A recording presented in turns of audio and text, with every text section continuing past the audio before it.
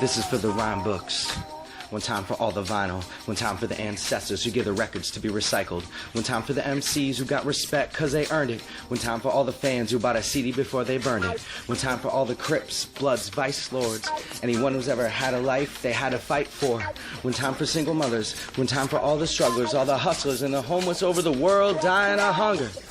One time for the drum, the people to march with Martin Luther King and scream that we shall overcome. To Rosa Parks for not sitting on the back of that bus. Freedom fighters who were given their lives so they could become one.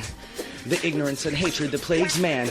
Nazis, Europeans, the Ku Klux Klan. Cause he created humans in action and passion within. We'll educate the youth and make sure it never happens again. But my ancestors, they could have been oppressors. The reason that I'm in schools giving white privilege lectures. The racism that's in me, I now understand it better. And whether or not you like it, I'm gonna address it in my records. I benefit from oppression, just like you do too. Whether it's your race, gender, job, or Nike tennis shoes. The question is, are you willing to put your privilege aside? Make a sacrifice for the equal rights of all the humankind? I don't know if I want to. I don't know how to do it, except by acknowledging it, putting it in my music. Cause guilt is stagnant, but truth can be a magnet. Get to the table, examine it, that we can understand this. But race makes people uncomfortable, especially hearing stories of oppression and what me and my people might have done to you.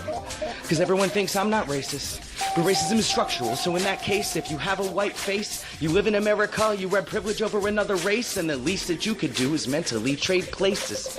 Listen to their experience of hatred. Most of us will never know what it's like to be a target on a daily basis.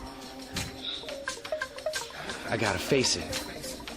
It's easy for me to talk about Martin Luther King and Rosa Parks. I'll never have an idea what type of pain that they were facing.